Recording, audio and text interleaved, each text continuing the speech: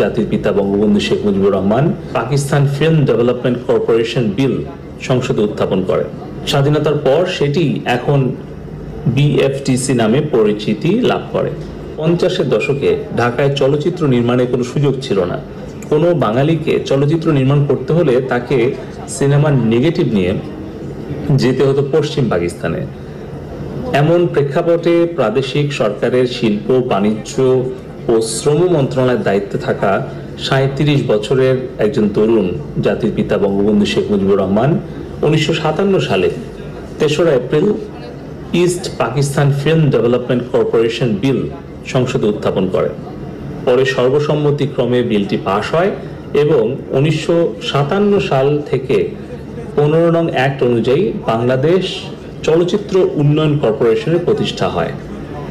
স্বাধীনতার পর সেটি এখন বিএফটিসি নামে পরিচিতি লাভ করে। পরবর্তীতে মাননীয় প্রধানমন্ত্রী জননেত্রী শেখ হাসিনা 2012 সালে চলচ্চিত্রকে শিল্প হিসেবে এবং 3 এপ্রিল জাতীয় চলচ্চিত্র দিবস ঘোষণা করেন।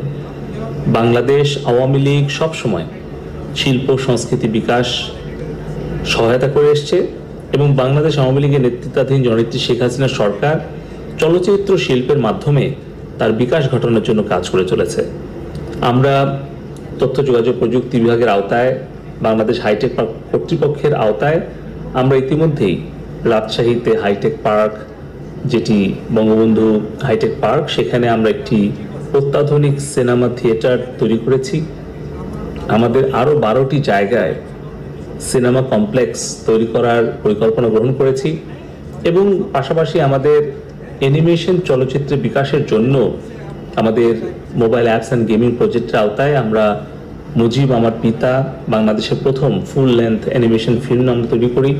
পরে বঙ্গবন্ধুর তারুণ্য এবং কৈশোরকে কেন্দ্র করে আমরা 10 পর্বের একটি সিরিজ খোকা নির্মাণ করি এবং মুজিব ভাই নামে আরেকটি আমরা ফুল লেন্থ অ্যানিমেশন ফিল্ম তৈরি করি।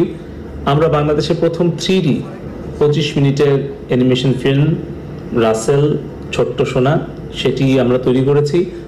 এখন আমরা আরেকটি নতুন প্রকল্প হাতে নিয়েছি, যেখানে future animators and creative economy of smart Bangladesh, face of smart Bangladesh নামে আমরা নতুন বেশ কিছু এআই টুল ব্যবহার করে আমাদের অ্যানিমেশন শিল্পের বিকাশ ঘটানো, পাশাপাশি আমাদের 2D 3D অ্যানিমেশন ফিল্ম তৈরি করা এবং বাংলাদেশের ভবিষ্যৎ যে স্মার্ট বাংলাদেশের রূপকল্প পূরণের জন্য আমরা স্মার্ট অর্থনীতি গড়ে তুলতে চাই, সেখানে smart entrepreneurship, smart employment generation করার জন্য স্মার্ট এন্টারটেইনমেন্টটাকেও আমরা একটা ক্রিয়েটিভ ইকোনমির অংশ হিসেবে আমরা গড়ে তুলতে চাই।